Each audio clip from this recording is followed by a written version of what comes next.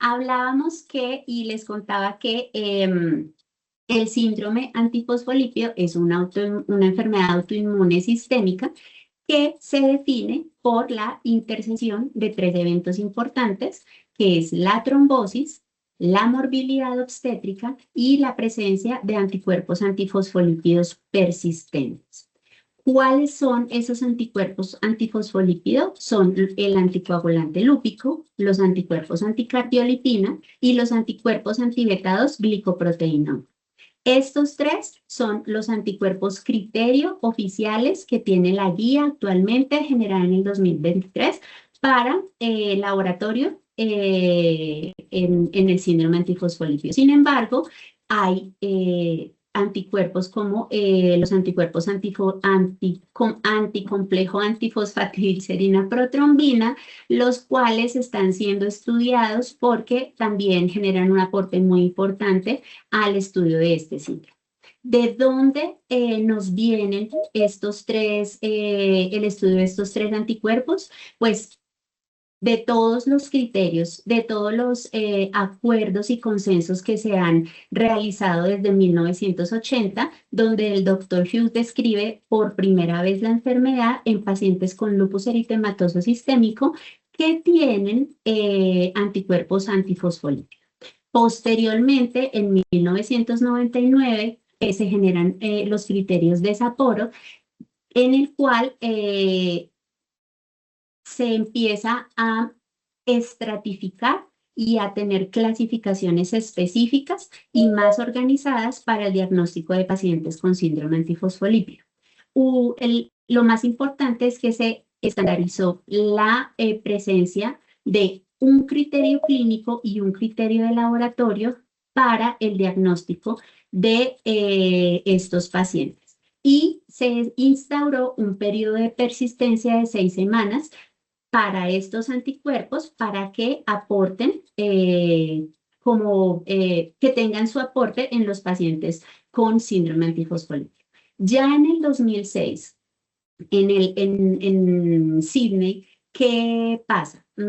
Además de permanecer y estandarizar los criterios clínicos y de laboratorio, se ingresa la beta-2 glicoproteína como marcador importante también para el estudio de pacientes con síndrome antifosfolípido y se instauran y se amplían los criterios obstétricos para las pacientes que han tenido problemas en su embarazo. Y el periodo de persistencia se aumenta a 12 semanas para la positividad de estos anticuerpos.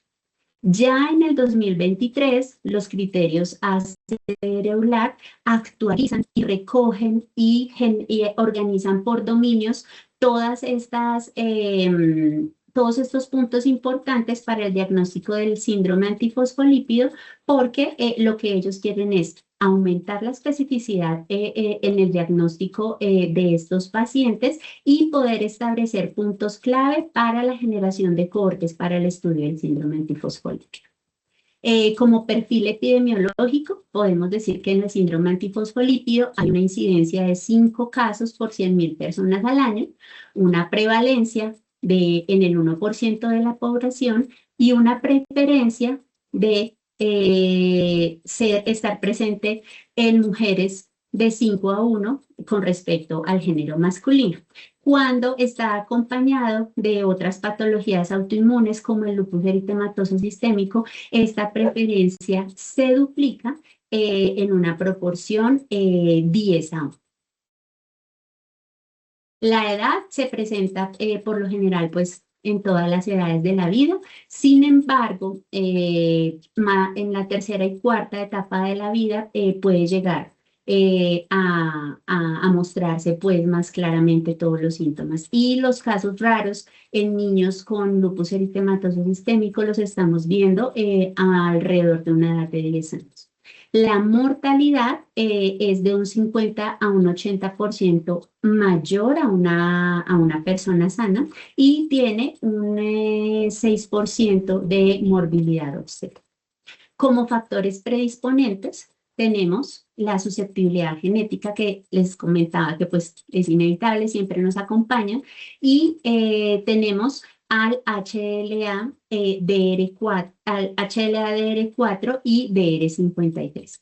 ¿Por qué tenemos presentes aquí lupus, artritis y síndrome de Sjögren? Porque cuando el síndrome antifosfolípido se presenta junto con otra patología autoinmune, forma el síndrome antifosfolípido secundario y pues vamos a tener manifestaciones propias de cada una de estas enfermedades. Entonces, si juntamos estas dos, pues armamos un detonante en el paciente que lo hace pues más susceptible a padecer este síndrome.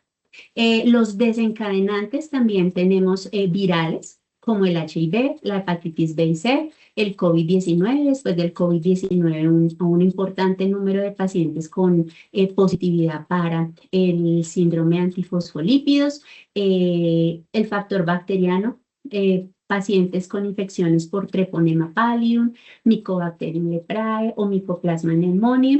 También pacientes con neoplasias de pulmón, gastrointestinales, geniturinarias, neoplasias hematológicas. Sobre todo, resaltamos mucho el linfoma. En estos pacientes presentan una importante elevación en sus anticuerpos antifosfolípicos. ¿Qué es lo que tenemos que tener en cuenta? Que esta elevación es transitoria, que no cumple los criterios de clasificación del síndrome antifosfolípido y tienen una menor relación con eventos trombóticos en los pacientes. Y por supuesto, no suelen persistir más de 12 semanas. Por eso la importancia de hacer una medición de estos anticuerpos 12 semanas después de su primera medición. También como un factor de riesgo trombótico tradicional, tenemos riesgos venosos y riesgos arteriales. Como riesgos venosos, podemos decir que si hemos sido sometidos o el paciente ha sido sometido a una cirugía mayor, a una inmovilización muy prolongada, pacientes con obesidad, con el consumo de anticonceptivos orales, o toda la parte en las mujeres del posparto, pues tenemos un mayor riesgo de desencadenar algún evento trombótico venoso. Y si hablamos de riesgos arteriales, hablamos de hipertensión arterial severa, diabetes mellitus, enfermedad renal crónica, hiperlipidemia y tabaquismo. También hablamos de algunos criterios en el laboratorio que no son exclusivos, los pacientes que tienen SAF no son exclusivos de tenerlos, y es la trombocitopenia, la prolongación del PTT, los antecedentes venosos y trombóticos previos, como lo decíamos anteriormente. No solamente cuando nosotros tenemos SAF, tenemos anticuerpos antifosfolípicos. La población, entre comillas, sana, también puede llegar a tener un porcentaje importante transitorio de anticuerpos antifosfolípicos, como las mujeres embarazadas, los eventos de preeclampsia en las embarazaditas, los ACVs,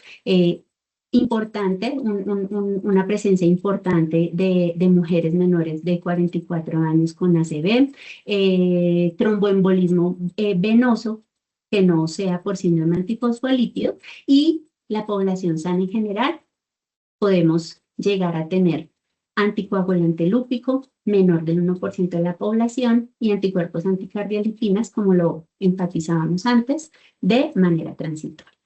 El espectro clínico del síndrome antifosfolípido lo comprenden el SAF primario, el SAF secundario y el SAF catastrófico.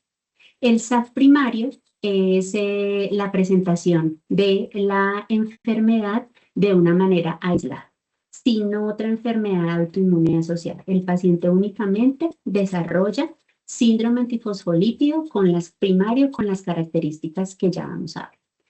El síndrome antifosfolípido secundario es cuando, como hablábamos hace unas diapositivas, el SAF se combina o hay presencia o asociación con otra enfermedad autoinmune sistémica. ¿Cuáles veíamos anteriormente?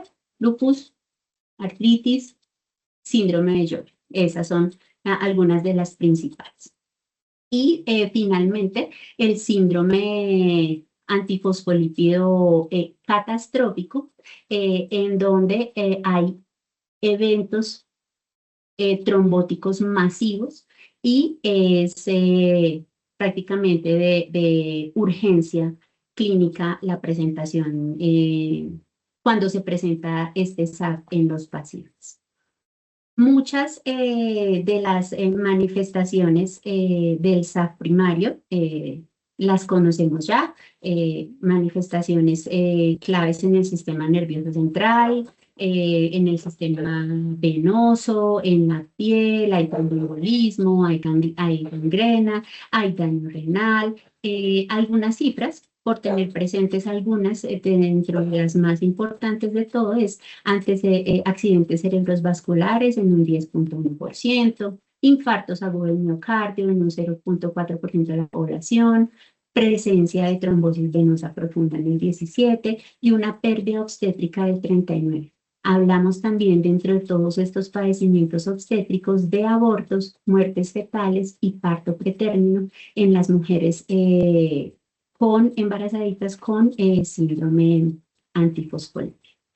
También existen algunas manifestaciones hematológicas y no criterio porque no están incluidas en la guía de la celular del 2023 y que, como lo comentaba antes, no son exclusivas del síndrome antifosfolípido. Recuentos de plaquetas entre 20 y 130.000 y se reconoce como un factor de riesgo la baja de plaquetas para futuros, como factor predictor de futuros eventos trombóticos. Manifestaciones microvasculares como la libido racemosa, que son esas manchas violáceas que presentan en la piel los pacientes con esta patología, la nefropatía asociada a anticuerpos antifosfolípido, hay daño renal, acumulación de complejos autoinmunes, hay hemorragia pulmonar y microtrombosis microcardíaca o adrenal. También hay eventos, hay manifestaciones cardíacas como el engrosamiento o las vegetaciones en las válvulas cardíacas y neurológicos que son ataques isquémicos transitorios que por supuesto son prevalentes en el espectro de toda esta enfermedad de la cerebro. ¿Cuál es el perfil serológico de los pacientes? Sí. No, continúa, doctora. Gracias. ¿Cuál es el perfil serológico de los pacientes con SAF primario? Anticuerpos, ya sabemos que la medición de anticardiolpinas, beta-2-glicoproteína 1 y anticoagulante. Presentes en los dos isotipos, IgG e IgM, IgG con mayor prevalencia en las cardiolipinas IgG, beta-2-glicoproteína que está muy asociado a una mayor probabilidad a que las mujeres presenten abortos, y los anticuerpos anticoagulante lúpico que están presentes en el 40.7% de los casos positivos para síndrome antifosfolípido. Estos dos anticuerpos, anticardiolipinas y beta-2-glicoproteína, deben ser positivos en más de 2 ocasiones. ¿Listo? Y en determinaciones diferentes con un espacio de medición de 12 semanas. Mientras que el anticoagulante lúpico nos indica que las pacientitas pues, pueden tener abortos recurrentes, pérdidas fetales tardías, hay un aumento en los episodios de trombosis venosas y arteriales recurrentes. Cuando nosotros unimos esta sintomatología de paciente, estos eventos, estos abortos, estas pérdidas, con un anticoagulante lúpico positivo y la medición de estos dos anticuerpos como la beta y la cardio con un espacio de 12 semanas, cumplimos algo que se llama el criterio de triple positividad. Y ahí es cuando empezamos a tener pacientes con una posibilidad supremamente alta de ser clasificadas con síndrome antifosfolípido primario. ¿Listo? El SAF secundario, vamos a tener todas las manifestaciones del SAF primario, más las complicaciones de la patología autoinmune que lo acompaña. Dijimos artritis, Sjögren y lupus como una de las enfermedades que mayormente acompañan a estos pacientes. Del 100% de los pacientes que tienen lupus eritematoso sistémico, 1/3 de estos pacientes llegan a desarrollar también síndrome antifosfolípido. ¿Qué pasa cuando tenemos pacientes con SAF secundario? Que vamos a tener un aumento en la frecuencia de artritis, lívidos reticulares, trombosis venosa profunda y, por supuesto, pérdidas obstétricas. Es un gran desafío poder llegar a diferenciar el SAF primario del SAF secundario, pues por la concomitancia que tiene con estas otras enfermedades autoinmunes. El perfil serológico, igual, cardios, betas y anticoagulante lúpico, acompañados de la serología característica de cada una de las enfermedades autoinmunes que la acompañan. Si tenemos un paciente con SAF, pero con una concomitancia con lupus eritematoso sistémico, muy posiblemente encontremos complementos bajos, DNAs positivos. Si tenemos con un síndrome de Sjögren, podemos ver los ENAs, donde ROI y LA están aumentados. Entonces vamos haciendo y armando todo este rompecabezas que se va a hacer un poco más difícil porque entonces el médico va a tener que distinguir entre las características del SAF o si es generado por la presencia de lupus eritematoso sistémico. Algunas diferencias que sabemos que no son frecuentes de medir en el laboratorio, simplemente por información, el perfil de interferón se aumenta y hay genes que median la señalización inflamatoria y aumenta la expresión de genes que median la señalización inflamatoria y aterosclerótica. Por supuesto, también hay posibilidad de anticuerpos antinucleares, también muy asociados a la patología. Pronto, si tenemos un paciente con LED, vemos un homogéneo, uno con Sjögren de pronto un granular. Entonces, también es importante tener en cuenta y sobre todo que en el laboratorio nosotros debemos ver al paciente como un todo, no simplemente llegar y enfocarnos en el anticuerpo, sino intentar ver un contexto que nos permita tener la mejor información que tengamos para liberar los resultados cuando carecemos, por ejemplo, de informe de historias clínicas. En tercer lugar, encontramos al SAF catastrófico, que en realidad es una emergencia médica. ¿Por qué? Porque en el síndrome antifosfolípido catastrófico vamos a encontrar el compromiso multiorgánico de al menos tres órganos a la vez. Entonces, esto va a generar una falla multiorgánica en el paciente. Hay afectación microvascular, entonces vamos a tener trombosis de vasos pequeños. Va a haber un desarrollo agudo, que en realidad esta es lo que da prisa en el tratamiento del paciente con SAF catastrófico, y podemos encontrar desencadenantes de este SAF catastrófico a las infecciones como el mayor protagonista. De los pacientes con padecimientos de SAF primario y secundario, alrededor del 1% de los casos evolucionan o generan SAF catastrófico, y es por supuesto, de una alta mortalidad. Se diferencia del SAF por su presentación clínica, afectación de 3 o más órganos, sistemas o tejidos en un periodo menor a 1 semana. Entonces, acá no vamos a poder ver que el paciente tiene anticuerpos positivos, persistencia de 12 semanas, porque son eventos que pasan supremamente rápido en un espacio menor a una semana. Entonces, no vamos a alcanzar a ver la persistencia, pero sí vamos a poder ver la triple positividad con respecto a los criterios eh, para el diagnóstico del síndrome antifosfolípido. ¿Cuál es el mecanismo patogénico que tienen estos anticuerpos antifosfolípidos ya a nivel de acción de estos anticuerpos? Vamos a empezar con la beta-2-glicoproteína 1, que es la beta-2-glicoproteína 1 o llamada apolipoproteína H, que actúa como un antígeno inmunomodulante al que se dirigen los anticuerpos antifosfolípicos. ¿Qué pasa y cómo se genera la activación de estos anticuerpos? Primero, pues hay una activación de células B que genera anticuerpos antifosfolípicos.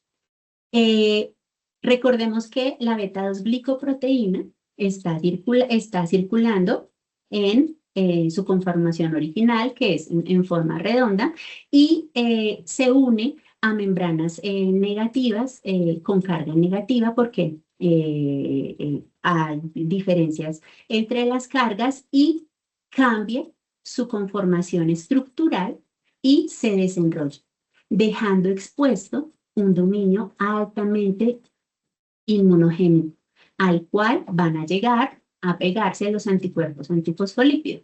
¿Cómo ocurre esto? Cuando dos de estas beta-glicoproteína 1 cambian su estructura conformacional y generan el match con el anticuerpo antifosfolípico. ¿Y qué pasa? Generamos complejos autoinmunes, beta-2-glicoproteína, anticuerpos antifosfolípicos. ¿Y qué va a pasar? ¿Qué se va a activar? ¿Qué va a generar la generación de estos complejos autoinmunes? Primero, actores tenemos importantes como las plaquetas, los neutrófilos, los monocitos y los linfocitos. Estos complejos autoinmunes van a llegar a unirse a los receptores de membrana, por lo general son los TLR4, y van a desencadenar toda una serie de cascadas en las cuales lo primero que se activa es el complemento. ¿Listo? Siempre vamos a ver como un activador, como un desencadenante en común, la activación del complemento. Posteriormente, hay formación de NETs que lo que van a hacer es que van a aumentar la sobreexpresión de factor tisular. ¿Y qué va a desencadenar esto? Pues toda una serie de activaciones en el endotelio que van a tener como repercusión la ejecución o el desencadenamiento de todo este proceso protrombótico. Importante tener muy presente cuando nosotros hablamos de alteraciones en la capa protectora de la anexina, porque es lo que genera todos los problemas en las mujeres embarazadas. ¿Qué podemos recordar y qué podemos asociar en estas activaciones? Que si hay activación endotelial, vamos a tener procesos trombóticos arteriales. Que cuando generamos toda esta activación plaquetaria, vamos a tener trombosis arteriales y microvasculares. Que cuando tenemos toda esta pérdida y alteración en la capa protectora de la anexina 5, vamos a tener pérdidas fetales. Cuando hablamos de la generación de estos NETs, hablamos que vamos a promover la trombosis, que sea un evento trombótico que se esté generando consecutivamente. Y si hablamos de la activación del factor tisular, hablamos de la generación de trombosis venosas profundas y de trombosis pulmonares. ¿Listo? Cuando hablamos de los mecanismos patogénicos del anticoagulante lúpico, hablamos que el anticoagulante lúpico es una inmunoglobulina que interfiere con las reacciones de la coagulación dependientes de fosfolípidos. Entonces, ¿qué es lo que vamos a tener acá? Nosotros tenemos el complejo activador de la protrombina que en presencia de anticuerpos antifosfolípidos va a interactuar específicamente con las membranas y va a desencadenar situaciones similares a las que vimos anteriormente, en las cuales las plaquetas, el endotelio y los monocitos y linfocitos son actores importantes en la generación de eventos trombóticos. Hay depósitos de inmunocomplejos, hay aumento de tromboxano 2, hay una disminución de prostaciclinas que generan y provocan un estado, como les hablaba, protrombótico persistente. Cuando hablamos de los anticuerpos anticardiolipina, que es un anticuerpo dirigido contra los complejos fosfolípidos proteínas, porque siempre tenemos que tener fosfolípido proteína para generar como esta unión de anticuerpos, en la cual siempre vamos a requerir anticuerpos beta, vamos a requerir la presencia de beta-2-glicoproteína 1, lo hacemos en 4 fases. El reconocimiento inicial, la activación celular, el ataque químico, que es una fase de amplificación, que no es más que el complemento, y un desenlace. ¿Qué es lo que va a pasar? Beta-2-glicoproteína en su estado normal, que va a interactuar con una membrana negativa de fosfolípidos, va a generar un cambio conformacional. Por lo general en los documentos encontramos un cambio en forma de J que va a dejar expuesto el dominio 1 y es a donde los anticuerpos van a tener esa interacción y se va a generar un complejo autoinmune anticuerpos antifosfolípido beta-2-glicoproteína. ¿Listo? Esta plataforma de señalización va a ser persistente y vamos a tener esta interacción siempre. Igual que veíamos en la beta-2-glicoproteína 1, ¿qué va a pasar? Vamos a tener una activación del endotelio. Este endotelio va a generar y va a exponer moléculas de adhesión como las selectinas, como las BCAM, como las ICAM, que lo que va a hacer es facilitar el ingreso de monocitos a los lugares donde se está generando esta serie de amplificación de estos eventos, algo que se llama el rolling del leucocito, en los cuales estas moléculas de adhesión son las protagonistas. También vamos a tener aumento del factor tisular y del tromboxano 2, que lo que van a hacer es facilitar la agregación plaquetal. Vamos a tener activación de los monocitos, vamos a tener liberación de citoquinas, de TNF, interleuquina 6, más factor tisular. Por otro lado, los neutrófilos están haciendo lo propio, liberando NETs, que son redes extracelulares de neutrófilos, y son los andamios más, son un andamio en los eventos protrombóticos y la activación y la inflamación en estos pacientes con lupus eritematoso sistémico. No olvidemos que todas estas activaciones las hacemos gracias a los receptores TLR4. Y por último, vamos a tener un ataque químico, que es una fase de amplificación de todos estos eventos anteriores, en las cuales hay una amplificación del sistema del complemento con C5 como protagonista, esta anafilotoxina que nos va a hacer que toda la respuesta del complemento se aumente y haya depósitos de complejos en las membranas, y ya sabemos cuando hay activación del complemento, qué pasa en las membranas, que se lesionan y hay formación de complejo de ataque a membrana que pues lesiona el órgano o tejido. Y ¿Dónde vamos a ver? ¿Qué vamos a ver como consecuencia? Rotura o de rotura del escudo de anexina 5, que recuerden que lo veíamos y que era importante en todos los eventos trombóticos en las mujeres embarazadas. ¿Listo? ¿Y qué es lo que nosotros vamos a tener? Trombosis multivascular, disfunción del tromboblasto placentario, generando pérdidas o generando eventos trombóticos. Simplemente para recordar cada uno de las fases que vimos anteriormente, hay unión de beta 2 y una activación celular, que ¿qué va a hacer? A generar un fenotipo endotelial protrombótico y aumento del factor tisular. Hay una activación endotelial con todas las moléculas de adhesión que va a generar un estado proinflamatorio y vascular persistente. Facilita la trombosis venosa. Hay una activación plaquetaria que desencadena en una formación y estabilización del trombo.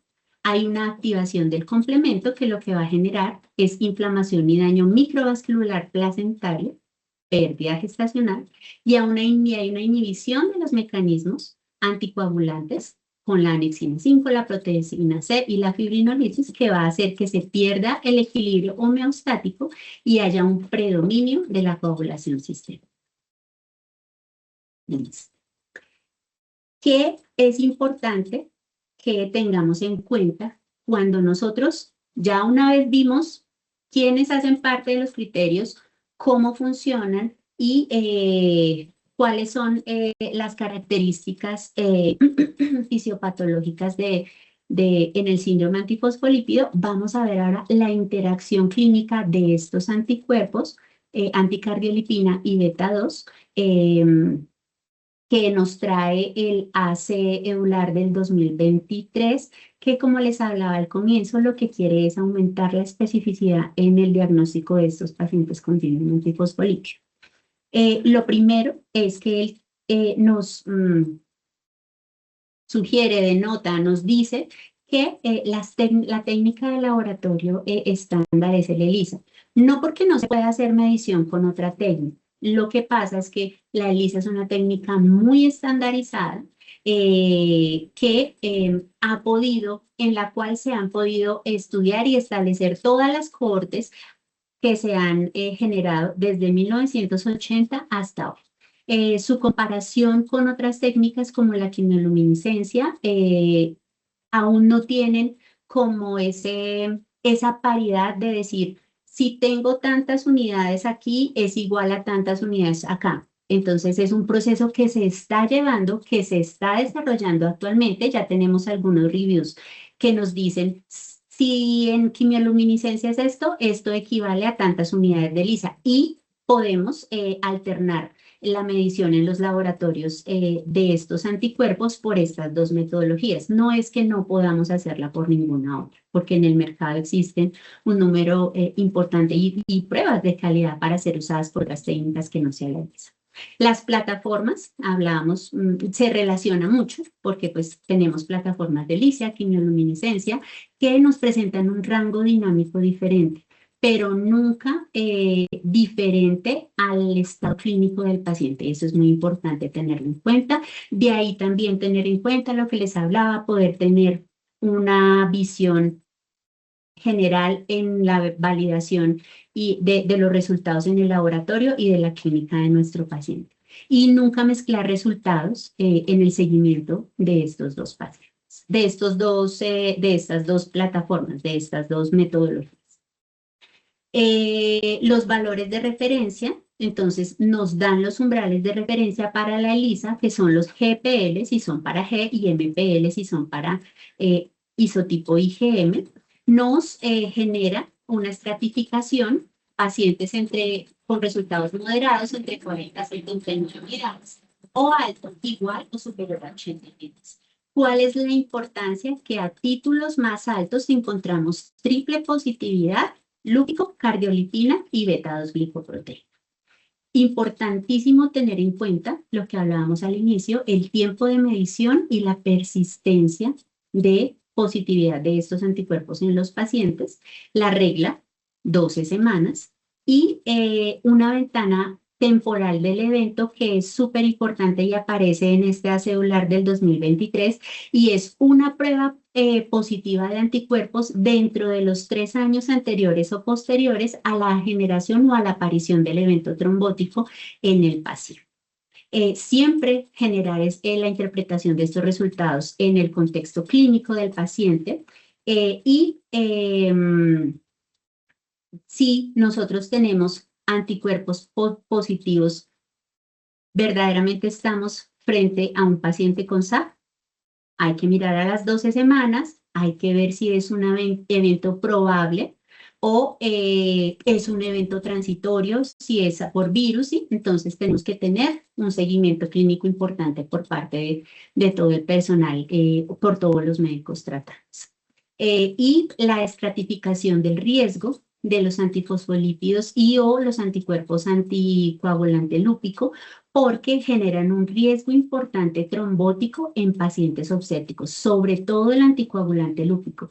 Está muy relacionado a eventos trombóticos y obstétricos. Es uno de los más importantes en las mujeres embarazadas.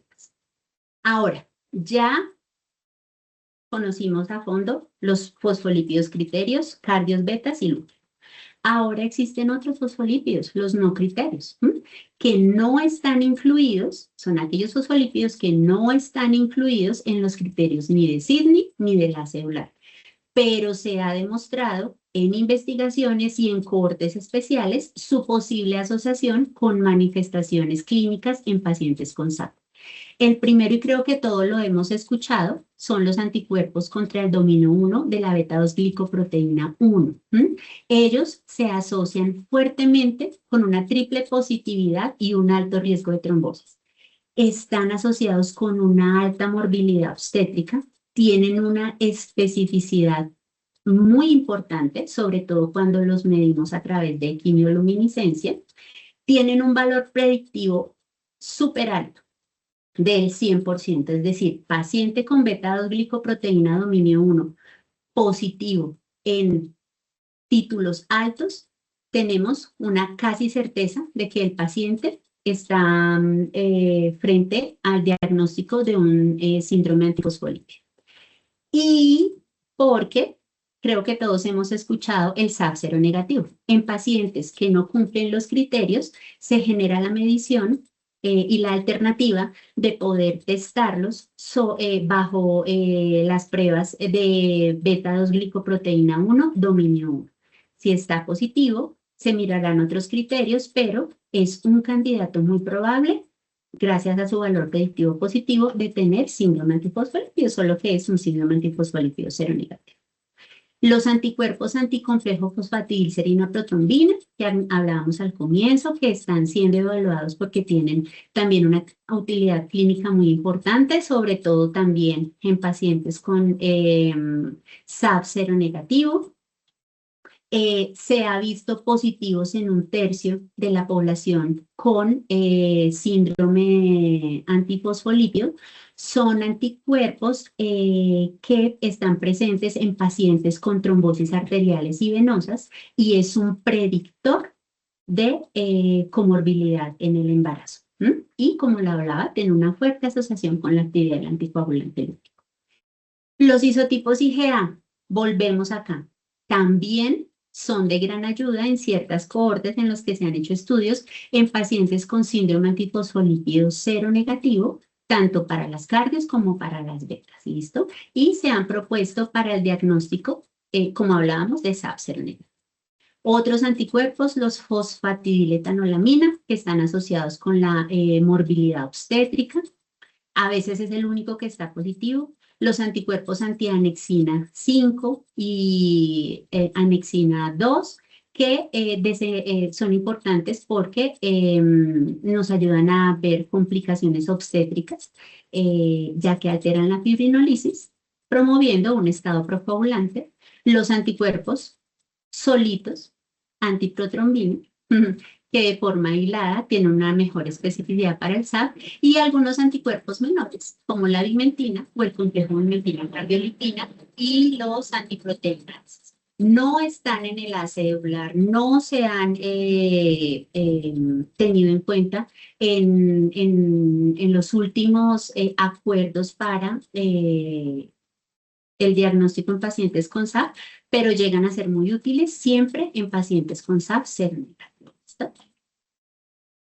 En cuanto a los algoritmos diagnósticos para el síndrome antifosfolípido, tenemos 4 importantes puntos a tener en cuenta. Tenemos que tener siempre presente que existen criterios de clasificación, como los ACE-BLAR, que hay algoritmos para el diagnóstico y manejo clínico del paciente, donde ya vemos también toda la parte de medicamentos, el diagnóstico clínico directo o el diagnóstico diferencial. En los criterios de clasificación, nuestra bandera, ACE-BLAR 2023, donde nos va a mostrar, como les hablaba al comienzo, una estandarización y modernización de estos criterios. ¿Qué es lo que nos dice ACE-BLAR? Cuando usted tenga un paciente que está o que es candidato para SAP, debe tener obligatoriamente un criterio de entrada. Ese criterio de entrada debe ser un criterio clínico y una prueba positiva de laboratorio, dentro de un intervalo, como lo veíamos anteriormente, de 3 años anterior o posterior al evento trombótico. Y debe tener una confirmación de positividad para los anticuerpos antifosfolípidos, lúpico, cardiolipina y beta-2-glicoproteína. Acá lo vemos como nos lo dice la guía. Segundo,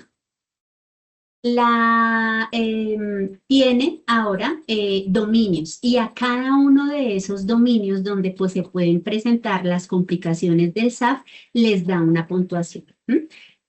Y toma la puntuación mayor. Por ejemplo, si en el dominio 1, que es el dominio macrovascular, tiene presencia de estos 2 eventos, va a dejar siempre el que tenga mayor puntuación. Y así va generando una puntuación para poder clasificar y ubicar al paciente. Y los dominios de laboratorio, pues que siempre nos sugiere que sea por ELISA. Sin embargo, ya hablábamos que no es porque sea exclusivamente, sino es porque no ha habido como muchos estudios en los que se pueda generar como la paridad de ELISA versus quimioluminiscencia. Y finalmente, cuando confirmamos estos 2 criterios, debe haber una puntuación de 3 para clínicos y 3 para criterios de laboratorio, haciendo una clasificación 3+3 que genera una clasificación confirmada de paciente con síndrome antifosfolípido. Sin embargo, es importante tener en cuenta que estos criterios de la ACE-BLAR no reemplazan el juicio clínico y no son la única herramienta. ¿Por qué? Porque tenemos algoritmos para el manejo, diagnóstico y clínico del paciente. Estos algoritmos, un ejemplo de ellos, para el tratamiento y actividad terapéutica, nos lo dice la Asociación Española de Reumatología. También tenemos algoritmos de pruebas de laboratorio y algoritmos de estratificación del riesgo, como los Eureka y GAPS, para poder gestionar todo el tratamiento de estos pacientes. También tenemos un diagnóstico clínico directo, que es el que hace el médico después de realizar un análisis detallado de los síntomas y la historia médica, frente a un examen físico, porque es quien tiene al paciente, y unas pruebas de laboratorio de anticuerpos antifosfolípidos, que ya sabemos que debe ser triple positividad. Y finalmente, un diagnóstico diferencial, que es importante hacerlo para generar la exclusión de todas las condiciones que puedan simular SAP, como por ejemplo las que veíamos, ¿no? Virus, bacterias, neoplasias o eventos trombóticos sin estar asociados a SAP, las cuales es importantísimas en la práctica diaria porque pues podemos estar diagnosticando un paciente erróneamente. Finalmente, y después de todo este camino, podemos decir que el síndrome antifosfolípido no es solo una trombofilia, sino es una enfermedad autoinmune mediada por anticuerpos, donde la activación endotelial plaquetaria y del complemento genera un estado protrombótico sistémico. Un resultado positivo para anticuerpos anticardiolipinas o beta-2-glicoproteínas no equivale a un diagnóstico de SAP. Es indispensable considerar la persistencia, los títulos significativos, el isotipo y, por supuesto, el contexto clínico que solamente lo va a tener el médico tratante. Importante tener en cuenta los criterios ACEDULAR 2023 que refuerzan la necesidad de integrar la clínica y la ponderación del riesgo y entender que el síndrome antifosfolípido nos exige pensar más allá del laboratorio. Comprender los mecanismos, muchas veces nos centramos únicamente en que si la ELISA me dio, si no me dio, si el cutoff me dio, si la curva entró, si el control, cuando nosotros tenemos bajo todos esos parámetros un paciente que tiene muchas otras cosas que podemos ver para tratar de liberar ese resultado del laboratorio con mayores herramientas y eso es lo que debemos intentar llegar a hacer todos los días en el laboratorio. Y pues la clave no es detectar anticuerpos antifosfolípidos, sino estratificar el riesgo y para eso tenemos los ACR EULAR 2023, que es la última herramienta con la que contamos.